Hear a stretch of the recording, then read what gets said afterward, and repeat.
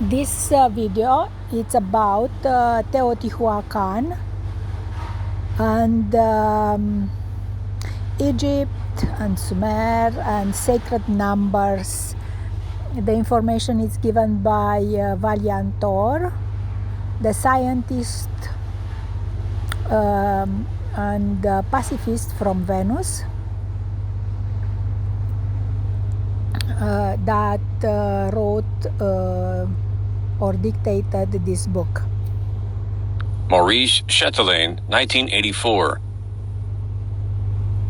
In a book published in 1977, Our Ancestors Came from Outer Space, I disclosed my discovery of the Nineveh constant of 2,268 million days. This is now understood to be a constant of the universe and an exact multiple of any astronomical cycle thus far known.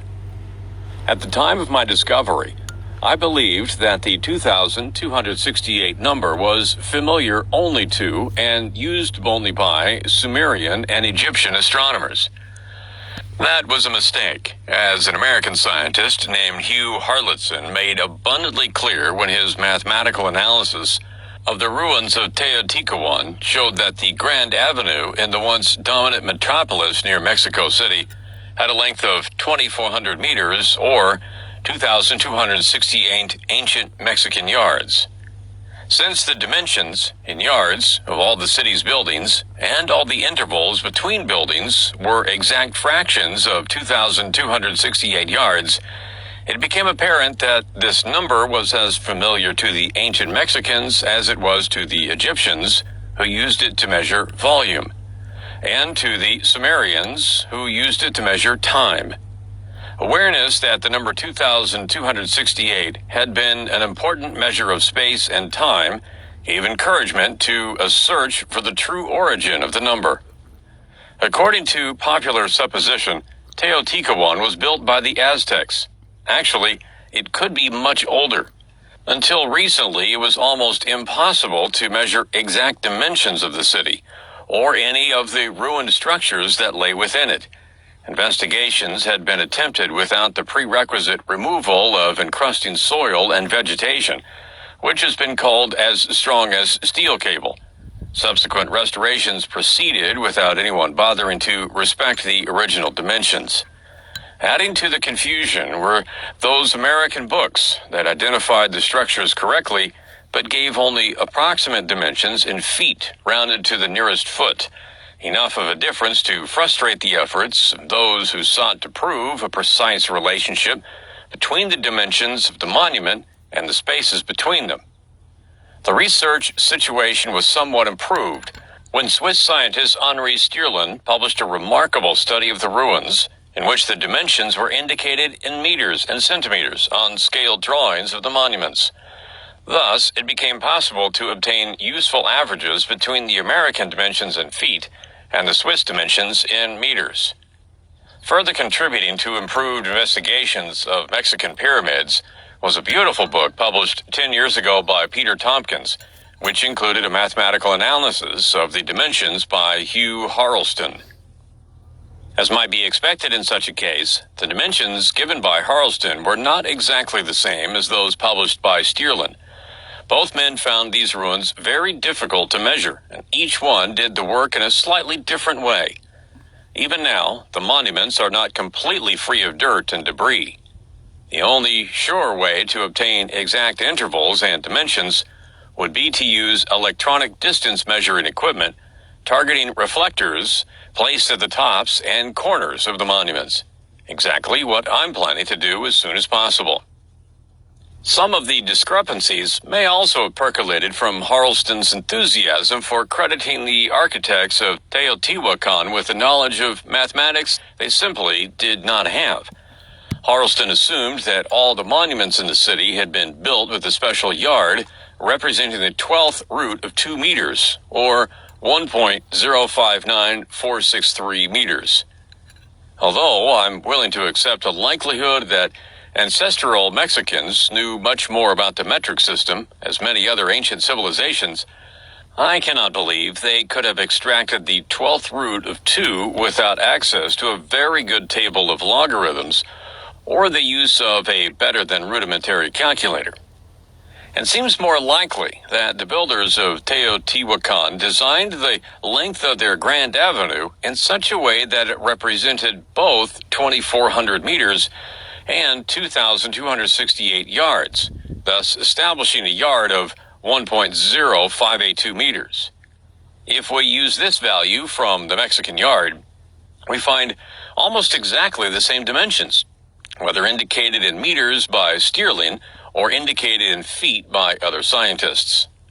Small discrepancies notwithstanding, Harleston's measurements and calculations are extraordinary. He reconstructed, from the intervals and dimensions of these ruins, most of the mathematical formulas and astronomical cycles used by ancient civilizations, the Celts, the Egyptians, and the Sumerians in particular. These discoveries make it difficult to believe that Teotihuacan was actually built by the Aztecs. Yet, Harleston did not take into account a fundamental difference between our modern measuring system and the disparate method developed by the ancient Mexicans and various other peoples of antiquity for the measurement of length, area, and volume. Our system of measurement is based on the equivalence of the English yard and the French meter. Both are standards of linear measurement, and both are convertible to standards of area or surface measurement simply by squaring. Our standard of volume measurement, the cube, is likewise a derivative of the linear standard. A cubic yard is a linear yard, and a cubic meter is a linear meter. But many ancient people based their volume measurements on standards that were not merely three-dimensional extensions of their linear standards, but were more spontaneously derived from a countable quantity of things, or the size of a familiar container. For example, the Egyptians were using, to measure length, a cubit of 0.525 meter. Its cube was 0.144703 cubic meters, and thus not very practical. In the construction of the Great Pyramid, however, they used a cubit of 0.524148 meters. Its cube was 0.144000 meters, representing 140 kilograms of water, or 16,000 cadets of 9 grams each, which shows that these ancients knew about the metric system, or something very similar to it. This cubit corresponded to a yard of 1.048296 meters, and to a cubic yard of 1.152 cubic meters. In the same manner, the Mexicans used, to measure length, a yard of 1.0582 meters, whose cube was an impractical 1.184962, so they preferred to measure volume with a yard of 1.045516 meters, whose cube was 1.142857, exactly 8/7 of a cubic meter. In other words, the two volume measuring units of the Egyptians and the Mexicans were both exact fractions of a cubic meter, with the Egyptian cubit representing 126 thousandths of a Mexican cubic yard. This was an important discovery. The number 126 is both a sacred Hebraic number, found everywhere in the Kabbalah, and a magic nuclear number. The last one of the series, 2, 8, 20, 50, 82, and 126, representing the numbers of neutrons and protons that are necessary for the stability of the nucleus. The number 126 can thus be considered both the symbol of nuclear stability and the homologue of 280, which is the highest known quadratic number. It is also the symbol of energy and the equivalence between mass and energy. Of course, one may wonder what could have been the nuclear knowledge of the ancient pyramid builders, but without going that far afield, we cannot help noticing that if we multiply by 126 the volume of the Great Pyramid, 18 million cubic cubits, we obtain 2,268 million cubic cubits. Moreover, if we measure the volume of that pyramid in Mexican cubic yards, it comes to a total of 2,268 million cubic yards. The numbers 126 and 2268 have played a very important part in the mathematical calculations of our ancestors all over the world. Such evidence acknowledges the common origins of various ancient civilizations, whose vestiges have been discovered on both sides of the Atlantic Ocean. The probable place of common origin, namely Atlantis, having disappeared into that ocean 12,000 years ago. Such research led me to discover that the volumes of all known pyramids are proportional to each other. Also, that they are exact fractions of the volume of the Earth, which our ancestors seem to have estimated in billions of billions. If we divide with 13 zeros the volume of the Earth by the numbers 35, 42, 48, 105, and 288, for example, we successively obtain the volume of the pyramids of Cholula in Mexico, Cheops and Chephren in Egypt, Teotihuacan in Mexico, and Poverty Point in Louisiana. It then becomes obvious that all of these numbers, and therefore all of these volumes, are proportional to each other and to the volume of the Earth, and they are also related to the constant of Nineveh of 2,268 million days. Recently, I also found that the base areas of many pyramids were exact multiples of 36, 49, 64, 81, or 121 square meters, and therefore were exact fractions of the surface of the Earth, as it might have been estimated by our ancestors, 510,984,936 square kilometers, or about 197,292,400 square miles. This would explain why pyramids have base sides of 231, 216, 189, 108, or 84 meters, for example. Ever since I discovered the Nineveh constant 10 years ago, I have felt sure that this unit of time must have its equivalent in space, in the form of a unit of length, surface, volume, perhaps also of energy. For we have known since Einstein that energy is a function of both time and space. For energy, I have found in the nuclear series the numbers 18 and 126, whose product is equal to 2,268, and the number 36,288, which is 16 times 2268. For length, the granite coffer in the King's Chamber of the Great Pyramid has a length of 2,268 millimeters, and the Grand Avenue in Teotihuacan has a length of 2,268 Mexican yards. For surface, I have found that both the base of the Mayan pyramid in Copan and the first platform of the Sumerian ziggurat of Ur have areas of 2,268 square meters, which, of course, belies coincidence. It is among the volumes that I have found the largest number of correspondences. The pyramid of Chephren had an original volume of 2,268,000 cubic meters, equivalent to 7/8 of the volume of the Chiapas pyramid, which had a volume of 2,268,000 Mexican cubic yards. This is what led me to compute the volumes of all the pyramids, and thus discover that they were all proportional to each other, and exact multiples of a basic volume of 96 cubic meters. Knowing the original dimensions of the pyramid of Cheops in Egypt and the pyramid of the Sun in Teotihuacan allowed me to make a fantastic discovery, which certainly will never be accepted by academic or official scientists. 10 years ago, while I was computing the original dimensions of the pyramid of Cheops, I noticed that its faces were slightly concave, with the middle line or apothem clearly visible.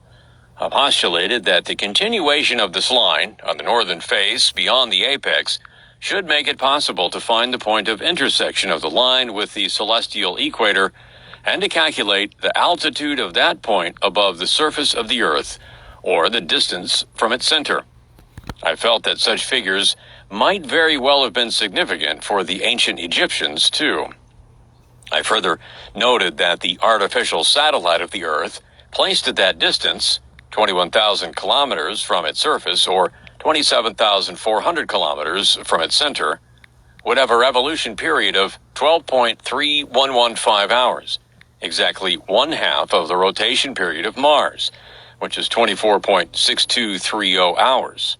In other words, a projection of the apothem on the north face of the Great Pyramids intersects the celestial equator at a point where an artificial Earth satellite would make 2 revolutions around the Earth, while Mars would make 1 rotation around its axis. Such a satellite would always see the same face of Mars on every other turn, and the opposite face on intermediate turns. 2 stations on Mars would thus be sufficient to maintain contact with the satellite every 12 hours, and 4 stations on the Earth would be enough to keep a permanent contact between the satellite and the Earth. We shall probably never know if those who built the Great Pyramids, whether they were gods or men, had the means to install bases on Mars, or knew enough to position Earth satellites to maintain permanent contact with the bases. But I was nonetheless proud of myself for having envisioned such a fantastic possibility. How wrong I was. What I had missed turned out to be even more extraordinary than what I had sensed. In April 1976, I received from London a letter written by a British gentleman named Saunders. He had read about my research work on the Great Pyramid when my book was published in French. He thought I might be interested in a discovery that he had made. Believe it or not, he too had found the connection between the apothem of the Great Pyramid and a possible Mars synchronous artificial satellite of the Earth. And he had found much more. He had discovered that if one traces a line through the Earth between the center of the base of the Great Pyramid, which is located at 299790 north, 311330 east, and the center of the base of the Pyramid of the Sun, in Teotihuacan, which is located at 19.6940 north, 988440 west. The continuation of the line would intersect the celestial equator at the same distance from the center of the Earth as that of the Mars synchronous satellite. There were a few differences, of course. I had found for the satellite an altitude of 20,770 kilometers, while Saunders had found 21,229 kilometers in the first case and 20,884 in the second. He had made his calculations with the famous astronomer Duncan Lunan, and Saunders is probably the one who was right. We had used different data and different calculation techniques. The coincidence was therefore all the more remarkable. However, since Saunders did not get the same result in both cases, some doubt about his accuracy will likely remain. Either our data and calculation techniques are incorrect, and we should find, for example, 21,330 kilometers, which is the circumference of Mars, or we are dealing with a fantastic coincidence where the builders of the 2 pyramids never thought of establishing bases on Mars or launching artificial satellites to maintain permanent contact. Saunders was an indefatigable researcher. By studying the possible relationships between the 2 pyramids and the Earth, and Mars and its 2 satellites, Phobos and Deimos, he discovered 12 distinct coincidences that are difficult to believe, even for one who, like myself, has already encountered many strange situations for which coincidence is the only reasonable explanation. Saunders first found that the mass of the Great Pyramid, which is about 6 million tons when multiplied by 1,000,000 billions, is equal to the mass of the Earth, 6,000 billions of billions of tons. Then the distance from Mars to the Sun, 228 million kilometers, represents about 1 billion times the base side of that pyramid, 230 meters. The eccentricity of the orbit of Mars is about equal to that of the axis of the King's Chamber of the Great Pyramid, and the apothem of the north face intersects the celestial equator at about an altitude equal to the circumference of Mars, 21,330 kilometers. Some of the entries on Saunders' list merely note the obvious. For example, the largest volcano on Earth, in Hawaii, is located at a latitude of about 19 degrees. The largest volcano on Mars, called Nix Olympica, and the Pyramid of the Sun in Mexico are also located at latitude of about 19 degrees. Other relationships, though less apparent, may be more significant, to wit, the number of revolutions of Deimos during a rotation of the Earth is equal to 11/14, which is the ratio between the half base and the height of the Great Pyramid. The number of revolutions of Phobos during a rotation of Earth is equal to 22/7, which is the ancient pi factor and the ratio of the half perimeter and the height of the pyramid. These relationships suggest that the locations of the satellites may have been artificially predetermined. If we juxtapose the moon and the Earth, the triangle formed by lines drawn from the center of the moon to the two opposite ends of the diameter of the Earth is similar to a cross-section of the Great Pyramid in Egypt. If we were to build a Great Pyramid on the moon at the same latitude as on the Earth, the continuation of the pyramid's apothem would intersect the equatorial plane of the moon at the same altitude as that of Phobos above the surface of Mars. The height of Deimos above Mars is equal to 22/7 of the radius of the Earth. If we trace from Deimos a line passing through a latitude of 19 degrees on Mars, that line emerges on the other side of a latitude of 25 1/4 degrees. And if we build a Great Pyramid at that point, the continuation of its apothem will intersect the celestial equator of Mars at the altitude of Phobos. So far, this is the last of Saunders' 12 coincidences. They could be nothing more, or a lot more, than an extraordinary array of coincidences without correlation. I digress here to encourage anyone who is sufficiently interested to rework the calculations and decide for himself or herself what cosmic program, if any, could have been deliberately planned by our ancestors and for what purpose. Meanwhile, I shall leave to friend Saunders the credit and the responsibility for his discoveries, for I am convinced he has found a gold mine of cosmic information. In general, I do not believe in miracles. I do not expect professional astronomers to take these discoveries seriously, but maybe one of them will someday have the curiosity to check them out and find the courage to publish.